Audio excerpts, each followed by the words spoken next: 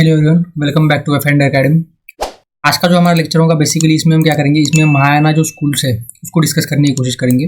Last जो lecture था उसमें हमने डेवलपमेंट ऑफ रिलीजन जो है स्टार्ट किया था। इसमें हम काफ़ी कुछ डिस्कस कर चुके हैं, जैसे कि हिंदुइज्म में क्या डेवलपमेंट हुई थी, किस तरीके से जो आज हम हिंदुइज्म में जो प्रैक्टिस एंड रिलीजियस बिलीफ देखते हैं वो उस टाइम पीरियड में डेवलप होना स्टार्ट हो चुकी थी। और जैनिज्म में जो दो सेक्ट थे, ठीक है, दिगंबरा और श्वेतांबरा, इसको भी हमने देखा था किस तरीके से डेवलप हुए थे, किस तरीके से क्रिएट हुए थे। इसके रिगार्डिंग जो मिसकंसेप्शन थे लोगों के वो भी हमने क्लियर करने की कोशिश की थी।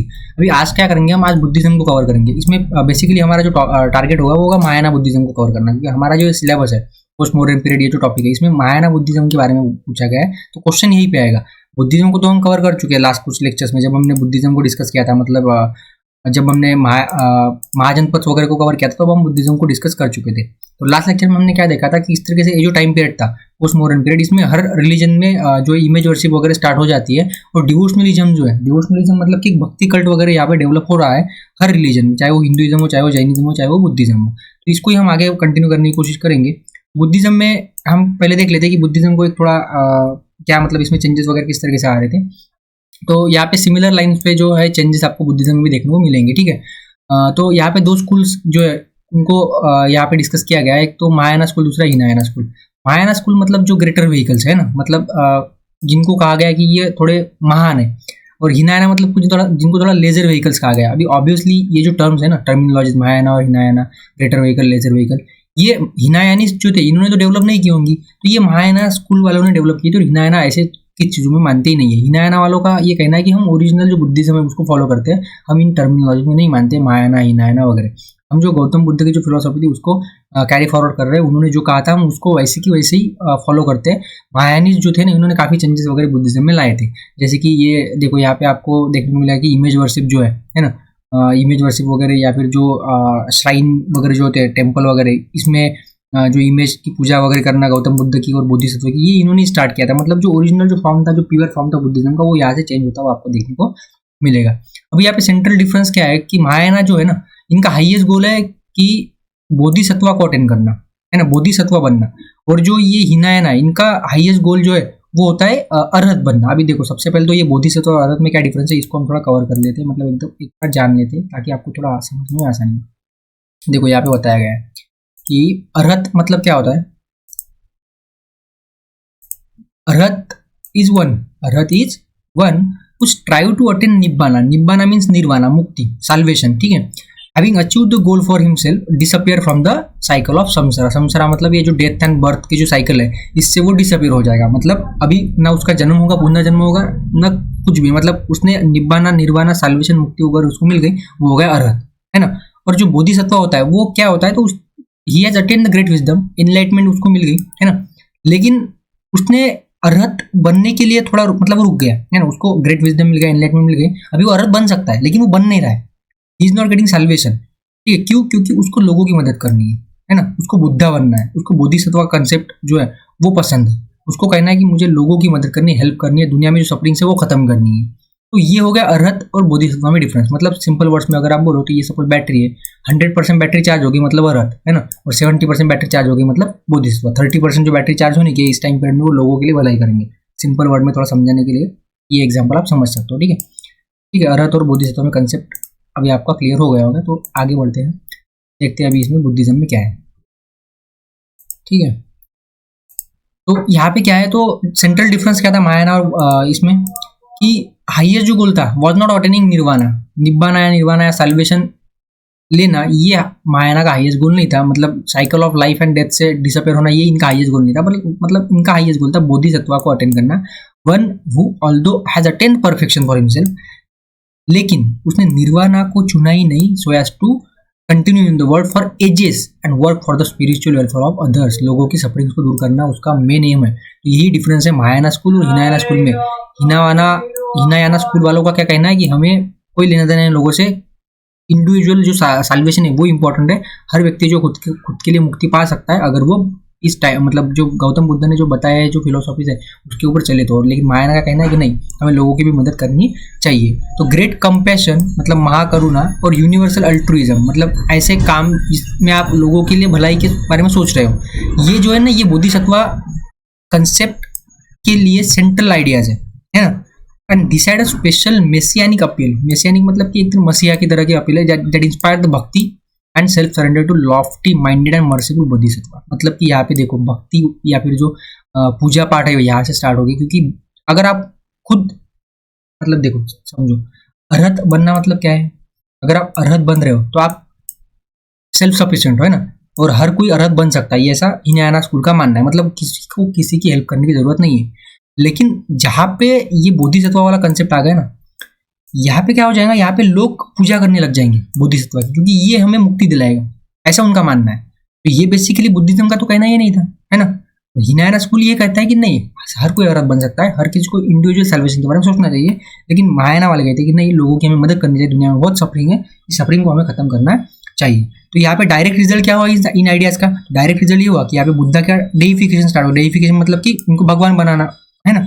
और बोधिसत्व जो है, बोधिसत्व और बुद्धा, इन दोनों की पूजा वगैरह स्टार्ट होगी इमेज फॉर्म में, जो कि महायाना बुद्धिज्म का मेन फीचर है, या फिर मेन उसमें उनकी जो सेंट्रल जो फिलोसफी या फिर जो सेंट्रल फीचर है यही है ना। तो इसका रिजल्ट यही हुआ, जो बोधिसत्व जो कंसेप्ट है इसका, कि यहाँ पे डेइफिकेशन जो है स्टार्ट हो जाता है बुद्धिज्म का। और महायाना बुद्धिज्म का एक सेंट्रल फीचर यही है, और इसके ऊपर यूपीएससी में क्वेश्चन भी आ चुका है प्रीलिम्स में, कि what is the features of Mahayana Buddhism और what is the difference between Mahayana and Hinayana Buddhism. तो सेंट्रल जो फीचर है यहाँ पे डिफरेंस यही है कि जो हिनायाना वाले हैं वो गौतम बुद्ध को भगवान नहीं मानते, वो एक इंसानी मानते हैं।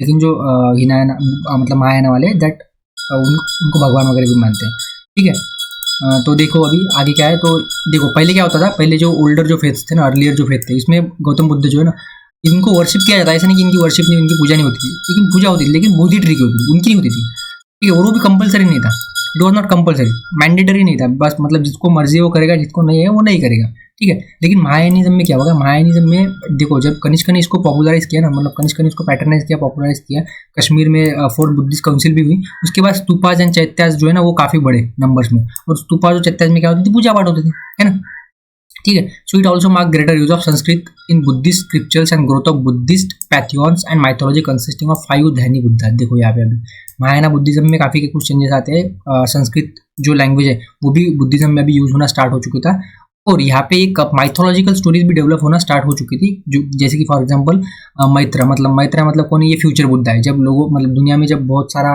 एक तरीके से ये मतलब दुख वगैरह सफरिंग्स वगैरह बढ़ जाएगा, तब मैत्रेय नाम से एक बुद्धा अवतार लेंगे, ठीक है, और फिर लोगों को सफरिंग से दूर करेंगे। मतलब ये ऐसे माइथोलॉजिकल जो स्टोरीज है जो पहले बुद्धिज्म में नहीं थी, जिसको एक सुपरस्टिशन माना जाता था गौतम बुद्ध के द्वारा, वो फिर यहाँ पे डेवलप होना स्टार्ट हो जाती है महायाना बुद्धिज्म में। मैत्रेय, अवलोकेतेश्वरा, मंजुश्री, ठीक है, और फीमेल कॉन्सेप्ट तारा वगैरह। तो ये तारा मतलब जो तंत्रिज्म में जो है ना, तांत्रिक बुद्धिज्म, इसमें इसको काफी माना जाता है। तो ये ऐसे माइथोलॉजिकल स्टोरीज वगैरह डेवलप हो जाती है, और थोड़ा यहाँ पे इम्प्योर फॉर्म में यहाँ पे बुद्धिज्म आ गया। और इसी ये भी एक रीजन था कि इसके बाद आपको बुद्धिज्म के जो मतलब फॉलोअर्स थे वो कम होते हुए देखने को मिलेंगे। तो इस टाइम पीरियड में, पोस्ट मॉडर्न टाइम पीरियड में, आपको जो कुछ ग्रेटेस्ट जो फिलोसोफर्स है महायाना बुद्धिज्म के, उसमें नागार्जुना देखने को मिलेंगे और वासुबंधु देखने को मिलेंगे, ठीक है। नागार्जुना मतलब वही आपका जिसने मिलिंदा पन्नो वगैरह जो बुक लिखी है ना, ठीक है, नागा साधु और जो मेनेंडर था ग्रीक इंडो ग्रीक राजा, उसके बारे में उनके बीच में जो संवाद हुआ था उसके ऊपर, डायलॉग के ऊपर। तो पैट्रोनेज किसने दिया बुद्धिज्म को इस टाइम पीरियड में, किस तरह से बुद्धिज्म स्प्रेड हुआ और इसका इम्पैक्ट क्या हुआ, इसको हम थोड़ा कवर करते हैं अभी। तो इंडिजिनस जो सपोर्ट था बुद्धिज्म को आया मोस्टली मर्चेंट क्लास से, है ना। मर्चेंट जो क्लास थे मतलब जो ट्रेड एंड कॉमर्स में इन्वॉल्व लोग थे, उन्होंने काफ़ी यहाँ पे जो है वो पैट्रोनेज दिया था। और क्योंकि वो काफ़ी प्रॉस्परस हो रहे थे ट्रेड एंड कॉमर्स के थ्रू, हमने देखा था कि पोस्ट मॉडर्न जो टाइम पीरियड है, पोस्ट मॉडर्न टाइम पीरियड में इकोनॉमी काफ़ी जो है वो प्रोडक्शन काफ़ी बड़ा था, इकोनॉमी काफ़ी वेल्दी मतलब एक तरीके से प्रॉस्परस थी, है ना।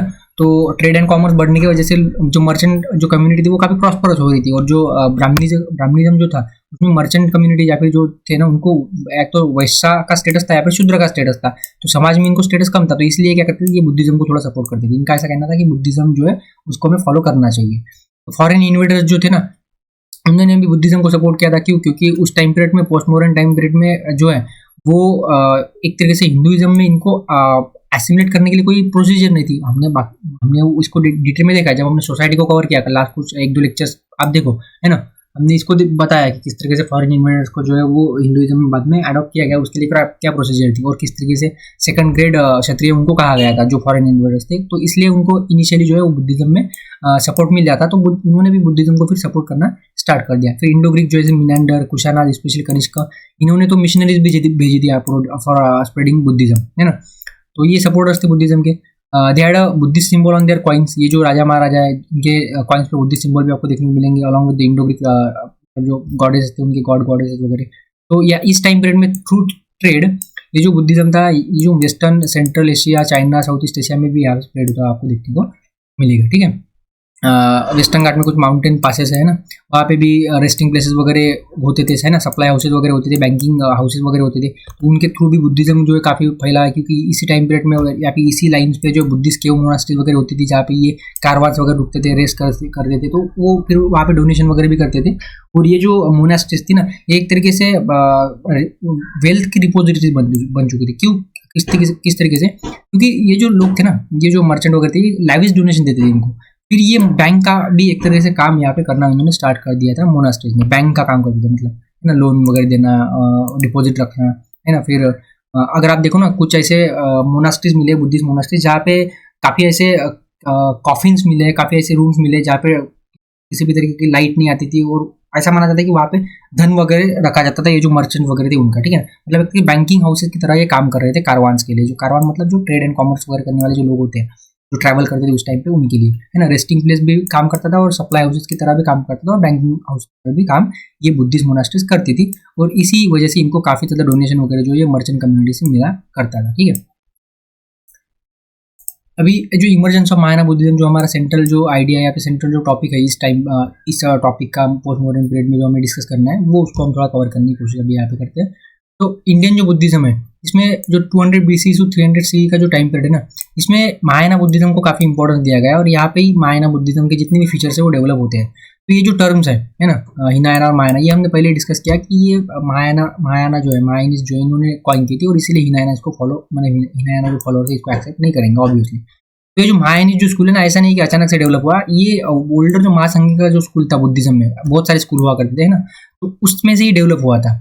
और इसका जो रीज़न है वो ऐसा बताया जाता है कि जो बुद्धिज्म में जो स्प्लिट हुआ है वो डॉक्ट्रिनल इशू है। हमें अब अभी जो जैसे कि हमने डिस्कस किया कि बुद्धा की टीचिंग और किस तरीके से बुद्धा को परस्यू किया गया, वेनरेट किया गया इन बौद्ध ट्रेडिशन, महायाना, हिनायाना, उसके बेसिस पे ये जो स्प्लिट हुआ है ये हुआ है। लेकिन जो लेटेस्ट राइटिंग्स है और लेटेस्ट जो आर्कियोलॉजिकल एविडेंस है, इसके बेसिस पे हम ऐसा बोल सकते हैं कि ये जो थेरीज दी जाती है ना, ये थोड़ी कहीं ना कहीं गलत है या फिर डुबियस है।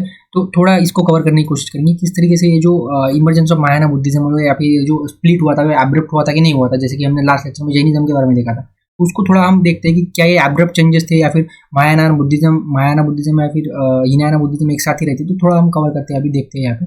जैसे कि फॉर एग्जाम्पल देखो, फाहियान और हुआनसांग ये 5th सेंचुरी में आए थे और 7th सेंचुरी में आए थे रिस्पेक्टिवली। तो इन्होंने ऐसा कहा था कि ये दोनों जो है ना, महायाना और नॉन महायाना, मतलब जो बुद्धा की और या फिर बुद्धिसत्व की इमेज की पूजा करते हैं और जो नहीं करते वो सेमी मोनास्ट्री में रह रहे हैं।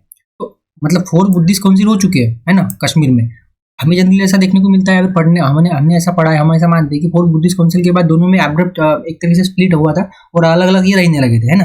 लेकिन ऐसा नहीं है, यहाँ पे आप फाहियान और हुआनसांग जब आए थे तो उन्होंने मेंशन किया है कि दोनों एक साथ ही रह रहे हैं, मतलब कि एकदम एब्रप्ट चेंज वो नहीं हुआ था, वो एक साथ ही रहते थे। लेकिन इशू सेंट्रल था उनका बोधिसत्व वाला कंसेप्ट में। ठीक है, इवन जो रूल्स थे विनय पिटका के, वो भी ऐसा कुछ, मतलब उन्होंने भी ऐसा कुछ नहीं बोला था कि जो अगर आप में मैटर, आपके अगर डॉक्ट्रिनल इश्यूज जो है या फिर आपके किसी मैटर्स के ऊपर आपके व्यूज अलग है तो आप अलग रहो, ऐसा भी नहीं था। ठीक है ना। तो महायाना, इवन महायाना जो स्कूल्स है उसमें आपको पाली कैनन जो है, पाली कैनन जो ओल्डर ट्रेडिशन जो था ना, कैनन मतलब मैंने बताया था आपको लास्ट लेक्चर में क्या होता है। तो जो ओल्डर ट्रेडिशन है, जो बुद्धिस्ट ट्रेडिशन थी, उसमें से जो पाली कैनन में जो पैसेज जो है वो आपको सिमिलर देखने को मिलेंगे कुछ महायाना जो लिटरेचर, जैसे ललित वत्सरा जो महायाना एक लिटरेचर है, उसमें आपको ओल्डर ट्रेडिशन में से सीधे सीधे पैसेज उठाए हुए देखने को मिलेंगे। इसका मतलब क्या है, तो जो एक साथ ही वो रहते थे, है ना, ऐसा एकदम स्प्लिट वगैरह यहाँ पे हुआ नहीं था दोनों में, मतलब 2 स्कूल्स में। Only thing which is different is growing use of Sanskrit, लेकिन यहाँ पे संस्कृत का यूज काफी ज्यादा बढ़ चुका था महायाना स्कूल में। Even the idea of Bodhisattva is known to earlier Buddhism में भी बोधिसत्व का कंसेप्ट था, लेकिन इतना ज्यादा इंपॉर्टेंस उसको नहीं दिया जाता था जितना महायाना ने उनको दिया है बाद में। तो ये रीजन जो है, किस रीजन में कौन सा यहाँ पे स्कूल फेमस हुआ था, तो हिनायाना जो बुद्धिज्म है ना, ये पॉपुलर हुआ सिलोन मतलब श्रीलंका में, बर्मा मतलब म्यांमार आज का, और साउथ ईस्ट एशिया की कंट्रीज में। और महायाना जो बुद्धिज्म है ये सेंट्रल एशिया में, तिब्बत में, चाइना में, जापान और इंडिया में काफ़ी फेमस है। और आज जो इंडिया में जो बुद्धिज्म फॉलो होता है ये बेसिकली महायाना बुद्धिज्म का ऑफशूट ऐसा माना जाता है। तो नागार्जुन एक ब्राह्मण कन्वर्ट था नॉर्दर्न डेक्कन का, ये मोस्ट आउटस्टैंडिंग एक्सपोनेंट है महायाना स्कूल का, ऐसा माना जाता है। अरवत क्या होता है और बुद्धिज्म क्या होता है हम कवर कर चुके हैं। तो थोड़ा आगे बढ़ते हैं, अभी क्या है आगे देखते हैं। अभी फिलोसॉफी क्या है महायाना स्कूल की, और अभी फिलोसॉफी तो हम डिस्कस कर चुके हैं, लेकिन फिर भी एक बार देख लेते हैं। Hallmark of the Mahayana was Bodhisattva doctrine. जैसे कि मैंने कहा आपको कि ये जो सारा इशू जो है, सारा झगड़ा जो है ना, बोधिसत्व डॉक्ट्रिन के बारे में है ना, जिसको लॉजिकल डेवलपमेंट भी माना जाता है अर्लियर बुद्धिस्ट आइडियाज का। मतलब बोधिसत्व वाला कंसेप्ट पहले भी था, ऐसा नहीं कि पहले नहीं था। According to older tradition the Bodhisattva lived in wisdom and love and brought many deeds of kindness and mercy and ultimately became Buddha. मतलब बोधिसत्व होता है, ऐसा नहीं कि बोधिसत्व का कंसेप्ट गलत है या फिर नहीं होना चाहिए, है बोधिसत्व का कंसेप्ट सही है, होना भी चाहिए। आप बुद्धा बनने से पहले बोधिसत्व ही हो गया, आप लोगों की भलाई के लिए काम करोगे। लेकिन इस कंसेप्ट को है ना महायाना स्कूल और हिनायाना स्कूल ने थोड़ा मतलब ज्यादा ही दिल पे ले लिया, और एकदम बिल्कुल है ना ऑर्डिनरी बिलीवर्स को भी इसमें उन्होंने इन्वॉल्व कर लिया। ठीक है, तो ऑर्डिनरी जो बिलीवर्स थे उनका मतलब उनको ऐसे एक्सपेक्ट किया गया कि वो अभी क्या करेंगे, वो निर्वाणा के मतलब ये नहीं जाएंगे। मतलब ओल्डर ट्रेडिशन में ऐसा माना जाता था कि ऑर्डिनरी बिलीवर्स जो है वो भी बुद्धा को इमिटेट कर सकते हैं और निर्वाणा अटेंड कर सकते हैं। लेकिन महायाना वालों का क्या कहना है कि नहीं, उनको बस पूजा पाठ करना है, जो बोधिसत्व है वो बोधिसत्व उनकी हेल्प करेंगे टू रिलीव फ्रॉम सफरिंग वगैरह। हाईएस्ट जो गोल है ओल्डर बुद्धिज्म में वो था निब्बाना को अटेंड करना और अरहत बनना। लेकिन जो महायाना जो है इसमें इसको लेजर गोल माना गया है कि नहीं, ये इतना इंपॉर्टेंट नहीं है, अरहत बनना वगैरह ये आप बाद में भी बन सकते हो। आपका हाईएस्ट गोल होना चाहिए कि जो पाथ ऑफ बुद्धिज्म है उसको फॉलो करना और बुद्धाहुड को अटेंड करना, बुद्ध बनना है ना, गौतम बुद्ध बनना, ऐसा इनका मानना था, और लोगों के सफरिंग्स दूर करना। तो महायाना जो स्कूल है उसका ऐसा कहना है कि Bodhisattva was one who work selflessly for the good of all human kind and bided his time until all living being could achieve this goal. मतलब जब तक सब लोगों की सफरिंग दूर नहीं होती, जब तक सब सारे के सारे लोग बोधिसत्व वाले कंसेप्ट या फिर स्टेज तक नहीं पहुंच जाते, तब तक जो है आपको अरहत बनना नहीं है। ओल्डर जो बुद्धिज्म है that regarded individual salvation as a goal and new doctrine जो है उसका ऐसा कहना है कि नहीं, सबको साथ लेके चलना है, सबका साथ सबका विकास, है ना, ऐसा इनका कहना है। Bodhisattva of Mahayana was not only a spirit of compassion but also of suffering to redeem humanity through his own suffering. A belief that Maitreya Buddha would come in future to redeem mankind from all suffering। इसके ऊपर question आ चुका है कि मैत्रेय बुद्धा क्या है film में। Future में भी जब बहुत सारी सफरिंग वगैरह बढ़ जाएंगी ना, तो ये मैत्रेय बुद्धा आएगा, है ना। जैसे कि कली और कल्कि का जो कंसेप्ट है ना, 10वां अवतार जो है विष्णु का वो आएगा, और फिर कलयुग जब चरम सीमा पे होगा तो वो फिर खत्म कर देगा, है ना। ये जो कल्कि अवतार है वो सेम यही पे है। मतलब मैत्रेय बुद्धिज्म में ये पहले लिया, मतलब आया था, और फिर बाद में ये वैष्णव जो पैंथियन थे, वैष्णव जो कल्ट थे, उसने इसको एडॉप्ट किया था मैत्रेय बुद्धिज्म से। ये कंसेप्ट है, अगर हम बाई हिस्ट्री देखें तो, बाकी रिलीजियस डिबेट में जाना नहीं है। In earlier Buddhist tradition represented in Pali canon Buddha was considered as a man. Buddha को एक मनुष्य बोला गया, साधारण, ठीक है, like others who attain enlightenment and become an arhat, and Buddha was elevated from teachers to saviour god. मतलब जो अर्लियर बुद्धिस्ट ट्रेडिशन थे इसमें बुद्धा को एक इंसानी माना गया है, और हर कोई बुद्धा बन सकता है, ऐसा भी इनका मानना है। He was just a man who attained the salvation, who attained the enlightenment and become an arhat. लेकिन जो बुद्धा की पूजा वगैरह जो है वो नहीं करते थे, है ना। लेकिन जो worship of image of Buddha with the elaborate rituals, formulas, charms soon took place the earlier simple faith in him. तो यहाँ से जो है आपका वो अलग तरीके से एक रिलीजन स्टार्ट हो जाता है, जिसको महायाना बुद्धिज्म वगैरह भी कहा गया है। मतलब कि यहाँ से इमेज वर्शिप वगैरह स्टार्ट हो गई, रिचुअल, फार्मूला, चांग, फूल, वो सब जो ऑफरिंग्स वगैरह हम देते हैं उस तरीके से। तो Buddha was transform into personal god, है ना, उनको भगवान बना दिया गया। To whom his followers could pray for success in distance. मतलब जैसे आप भगवान के पास जाते हो मंदिर वगैरह है ना, मस्जिद वगैरह में, और बोलते हो कि ठीक है हमें ये इश्यूज है हमारे, ये सॉल्व कर दो। इस तरीके से जो है भगवान, मतलब गौतम बुद्ध को भी एक भगवान माना गया है, rather than a person who has attained who has some good qualities, good behavior, etc. etc. Result of doctrine of bhakti involved as a characteristic features of the Mahayana Buddhism। मतलब भक्ति ट्रेडिशन यहाँ से start हो जाता है Mahayana Buddhism में। The most direct implication of Mahayana ideas at the level of popular practice was the worship of Buddha and Bodhisattva in the form of images in shrine। ये सबसे important changes हुआ था इस time पे development of Buddhism में, ऐसा बोल सकते हैं। Earlier Buddhism considered the veneration of stupa and relics meritorious but not essential. ठीक है, अच्छा है करो, अर्लियर बुद्धिज्म माना जाता है, लेकिन इसेंशियल नहीं है। Mahayana on the other hand attach the great importance to devotion of Buddha and Bodhisattva. लेकिन महायाना बुद्धिज्म में तो काफी ज्यादा इंपॉर्टेंस दिया गया है। One of the earliest specimen of the Buddha images conjecturally dated to the 1st century BCE comes from Mathura. मतलब बुद्धा की इमेज का जो अर्लीस्ट एविडेंस है जो आपको 1st century BCE का देखने को मिलेगा। मतलब पोस्ट मॉडर्न पीरियड में बुद्धा की इमेज वर्शिप स्टार्ट हो चुकी थी, ये यहाँ से आर्कियोलॉजिकली भी प्रूव हो चुका है। बुद्धिज्म में वुमेन में क्या, मतलब बुद्धिज्म में वुमेन्स का क्या रोल था, है ना, इस टाइम पीरियड में। तो डायना वाइपॉन नाम के एक हिस्टोरियन है, इसका ऐसा कहना है कि अर्लियर बुद्धिस्ट टेक्स्ट में जैसे महायाना जो है ना वो भी थोड़े बहुत निगेटिव और पॉजिटिव इमेजेस जो है बुद्धिज्म मतलब वुमेन एंड फेमिनिटी के हमें दिखा रहे हैं। मतलब जो अर्ली बुद्धिस्ट ट्रेडिशन थे उसमें और महायाना बुद्धिज्म में कोई ज़्यादा डिफरेंस यहाँ पे था नहीं रिगार्डिंग थिंकिंग, मतलब regarding their opinions about women, है ना। In some places they are pursue as a mysterious, evil, sensual, dangerous, weak, है ना, इन बॉडी एंड माइंड। लेकिन कुछ जगह पे उनको strong, virtuous, gentle, compassionate, creative भी कहा गया है। Although the path of renunciation was open to women, the text frequently focus on women within their household and display the reservations for making women leave their home. हम मानते हुए ठीक है, women they can also attain nirvana, nibbana etc. But घर में रहना ज़्यादा better होगा, ऐसा उनका मानना है। Some sutra speaks of women becoming arhat only after reborn as a man. देखो यहाँ पे ऐसा माना गया है कि women can become arhat only when she will reborn as a man in next जन्म, है ना, पुनर्जन्म में। ठीक है, तो इस तरीके से यहाँ पे कंसेप्ट है, तो ज़्यादा कुछ मतलब पॉजिटिव तो है ही नहीं यहाँ पे। There is also gross disparity between the patronage receive by men and women sangha और मोनास्टिक ऑर्डर। और आप अगर यहाँ पे देखो तो जो मोनास्टिक ऑर्डर्स थे या फिर जो ये हुआ करते थे, मतलब जो संघ हुआ करते थे, इसमें जो वुमेन संघ थी ना, इनको कम डोनेशन वगैरह मिलता था, है ना, rather देन जो मेल जो संघ होते थे। और ये आपको यहाँ से भी देखने को मिलेगा कि कहीं भी आपको सिंगल इंस्क्रिप्शनल या फिर लिटरल एविडेंसेस नहीं मिलेंगे जिसमें ये बोला गया है कि जैसे डोनेशन मेल जो संघ थे इनको मिल रहे हैं वैसे वुमेन संघ को मिलेंगे। तो ऑब्वियसली फिर जो वुमेन जो संघ थे वो जल्दी क्या हो जाएंगे, खत्म हो जाएंगे, यहाँ पे उनको पैट्रोनेज नहीं मिल रहा है ना। तो इस तरीके से हमने बुद्धिज्म को कवर किया। तो महायाना बुद्धिज्म क्या था, इसकी किस तरीके से डेवलपमेंट हुई है, ये सब हमने आज देखा। अभी बस हमारा एक टॉपिक यहाँ पे बचता है और वो है इकोनॉमी वाला, है ना। इकोनॉमी को हम नेक्स्ट लेक्चर में डिस्कस कर लेंगे। तो लास्ट लेक्चर होगा हमारा, नेक्स्ट लेक्चर जो होगा पोस्ट मॉडर्न पीरियड का। आर्ट आर्किटेक्चर को तो हम सेपरेटली डिस्कस करने वाले, इसके ऊपर अलग से सीरीज लाएंगे। इकोनॉमी हमारा अभी बच रहा है, तो इकोनॉमी को हम कवर कर लेंगे। बाकी तो सब हमारा हो चुका है, कॉन्टैक्ट विद आउटसाइड वर्ल्ड हो चुका है, ग्रोथ ऑफ अर्बन सेंटर हो चुका है, कॉइनेज हो चुका है, सोशल कंडीशन को हमने डिस्कस किया था डिटेल में, डेवलपमेंट ऑफ रिलीजन को हमने डिस्कस किया था, महायाना को हमने डिस्कस किया है ना। लिटरेचर कल्चर हमारा हो चुका है। साइंस थोड़ा मतलब साइंस को जो है, साइंस मतलब क्या, तो मेटलर्जी इस टाइम पर डेवलप हुई थी। ये आपको हमारे नोट्स में मिल जाएगा, इसमें ज़्यादा कोई डिस्कस करने लायक है नहीं। तो हमारे जो पेड नोट्स है वो आप खरीद सकते हो, हमारे टेलीग्राम चैनल की जो लिंक वगैरह वो आप ज्वाइन कर लो, वहाँ से डिस्क्रिप्शन बॉक्स में आपको मिल जाएंगे, तो वहाँ से आप नोट्स खरीद सकते हो। साइंस इतना ज़्यादा कुछ है नहीं, मेटलर्जी वगैरह यहाँ से किस तरीके से स्टार्ट होती है ना। तो वही आर्ट एंड क्राफ्ट वगैरह वाला ज़्यादातर यहाँ पे आपको देखने को मिलेगा। ठीक है, so thank you for discussion. मिलते हैं हम नेक्स्ट लेक्चर पे, जहाँ पे हम इकोनॉमी को कवर करने की कोशिश करेंगे।